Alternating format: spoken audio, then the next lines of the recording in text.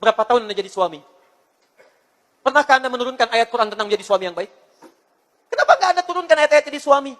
Ini jadi suami, ini jadi ayah. Pernahkah Anda mendengar kalimat di Quran bahwa suami beriman itu tidak cepat marah pada pasangannya? Quran surah keempat ayat 19. Ya ayyuhalladzina amanu, hai suami-suami merasa punya iman, la tarithun nisaa karha. Jangan wariskan watak burukmu kepada istrimu setelah kamu menikah. Dan turunkan bagaimana cara Nabi memahamkan itu. Bukan berarti setiap suami punya sifat buruk, tidak. Maksudnya ada sifat-sifat yang ditafsirkan oleh hadis Nabi. Kata Nabi, lihat-lihat kalimatnya, ittaqillaha fin nisa. Ditafsirkan oleh Nabi, para suami bertakwalah kepada Allah dari istri-istri kalian. Fa innahunna khaliqat min dal'in a'waj. Karena istri-istrimu itu diciptakan di tulang rusuk yang sangat sensitif. Bengkok, tapi sensitif. Mau diluruskan, takut patah. Dibiarkan tetap bengkok. Apa maksudnya kata Nabi? Kamu itu laki-laki, diberi nama dengan rajul. Rajul itu seakar dengan rijal. Rijal itu keras, tegas, berwibawa. Kadang-kadang lupa, sifat rajul ini dibawa kemudian untuk berkomunikasi dengan istri. Istri punya sifat dengan sifat yang lembut. Dengan kelembutan itu cepat merasakan seperti tulang rusuk yang bengkok. Kadang muncul ketegasan kita dipahami salah oleh istri kita.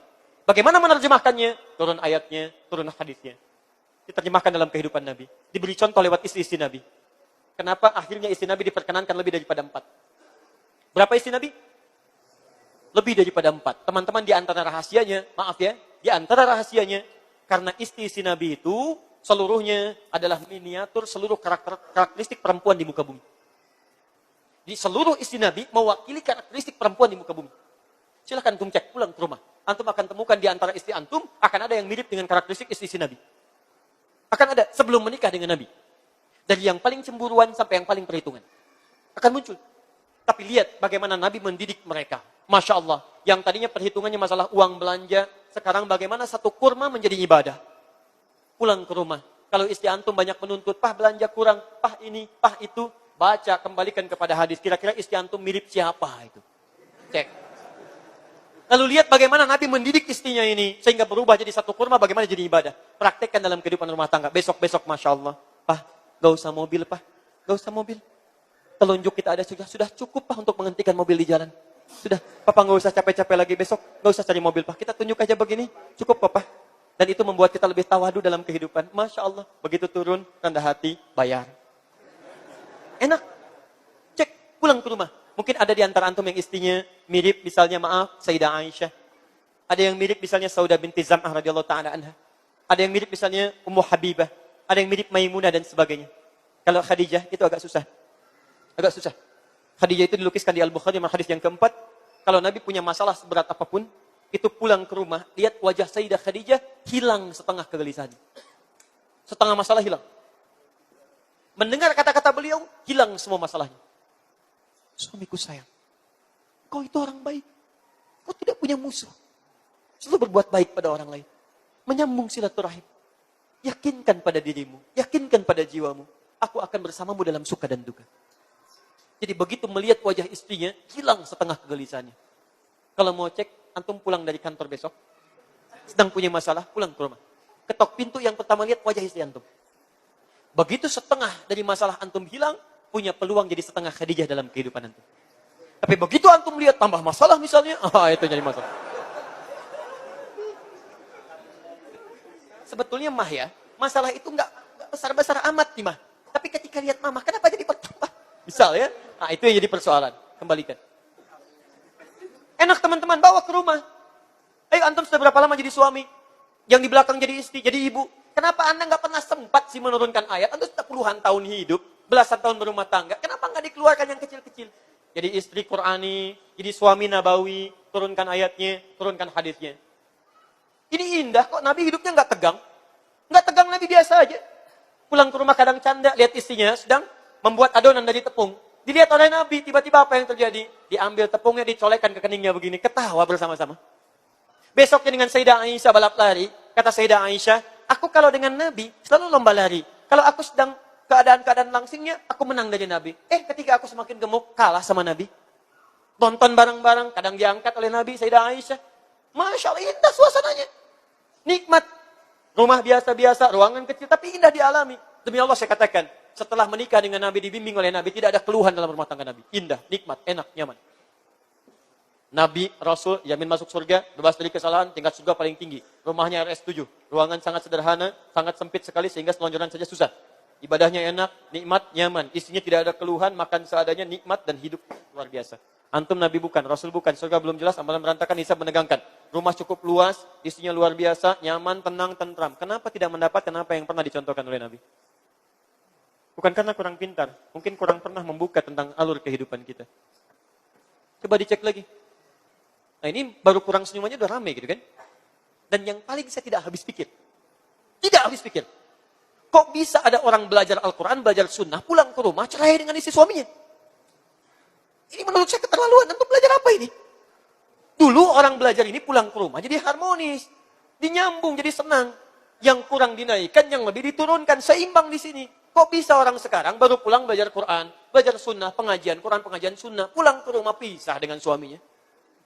Lebih baik mencari suami, calon suami yang sunnah daripada menikah dengan laki-laki bid'ah. Masya Allah. 20 tahun berumah tangga. Antum ini kenapa? Heran saya. Ya, coba lihat baik-baik teman-teman sekalian. Barangkali antum salah belajar. Coba lihat baik-baik. Stepnya turunkan. Antum itu dititipkan oleh Allah suami antum yang sekarang. Karena itu pasangan terbaik Anda. Terbaik Anda. Jadi kekurangan Anda dilengkapi oleh suami Anda. Anda pun suami kekurangannya dilengkapi oleh istri Anda sekarang. Karena itu jodoh terbaik Anda. Maka kalau Anda mendapatkan kekurangan di istri Anda, wajar karena dia bukan malaikat sekali lagi. Kalau ingin cari sempurna, nikah dengan bidadari sana. Kalau mau cepat meninggal. Ya. Sama istri juga begitu, jangan banyak mengungkit kekurangan suami. Karena suami Anda bukan malaikat. Bukan malaikat. Kalau punya kesalahan, wajar. Kesalahan itu dikirimkan supaya Anda dapat pahalanya. Jadi kalau istri menuntut suami jadi soleh, jangan banyak dituntut, bantu dia menjadi soleh. Sama, suami juga demikian. Kalau suami mengharapkan istrinya salihah, jangan banyak dituntut, bantu dia untuk menjadi salihah. Kirimkan guru yang terbaik, dorong dengan kebaikan, jangan banyak diekspor kekurangannya, karena tidak ada yang sempurna. Demi Allah saya katakan, kalau antum ingin mencari kesalahan, setiap hari akan ditemukan. Tapi kalau antum bersabar dengan kekurangan, setiap hari Allah akan berikan kenikmatan dalam kehidupan. Fa'in karihtumuhunna syai'an, fa'in karihtumuhunna fa'asa an takrahu syai'an, wa yaj'alallahu fihi khairan katsiran. Kalau Anda temukan kekurangan yang membuat Anda tidak suka pada pasangan Anda, maka bersabarlah kata Al-Quran. Setelah Anda bersabar, Anda akan temukan di balik kekurangan itu ada keindahan yang telah Allah titipkan bagi Anda. Demi Allah saya katakan, bukankah saat Anda ada persoalan dengan istri dan suami, begitu selesai keadaan lebih tenang, lebih nyaman, lebih baik lagi? Allah kirimkan masalah bukan untuk rumah tangga Anda bermasalah, tapi supaya kehidupan Anda lebih baik dalam kehidupan. Nikmat teman-teman. Yuk, satu kali pulang ke rumah, duduk baik-baik. Kemudian renungkan dengan pasangan, sampai kapan kita akan seperti ini? Jauh dari tuntunan yang ini. Besok antum turunkan, tanyakan pada ustadz yang bersangkutan. Keluarkan ayat-ayatnya. Keluarkan hadisnya.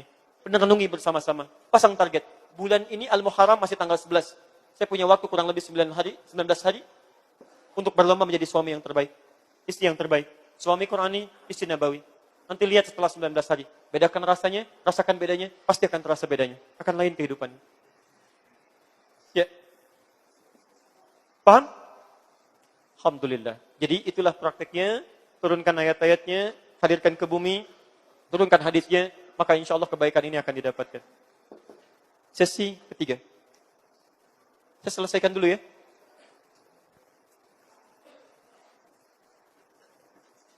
Ustaz, bagaimana mengeluarkan ayat Qur'annya, sehingga ayat itu bisa saya bawa dalam kehidupan. Sedangkan saya, gak hafal ayatnya. Kan gak mungkin kemana-mana saya bawa mushaf. Masya Allah. Mau ke kantor, rapat, bawa mushaf. Masya Allah. Ke pasar, bawa mushaf. Ketemu teman, bawa mushaf. Kata temannya, Masya Allah. Soleh amat nih. Si amat aja gak soleh. Misalnya, banyak. Bagaimana caranya? Inilah indahnya Al-Quran. Maaf, Allah tidak mungkin memberikan satu perintah dan larangan. Kecuali memberikan perangkat untuk memudahkan kita mengerjakan perintahnya dan menjauhi larangannya. Ketika Allah katakan hadirkan Quran dalam kehidupan, bawa dia. Maka Masya Allah, Allah pun turunkan manhaj untuk memudahkan Quran kita bawa dalam kehidupan.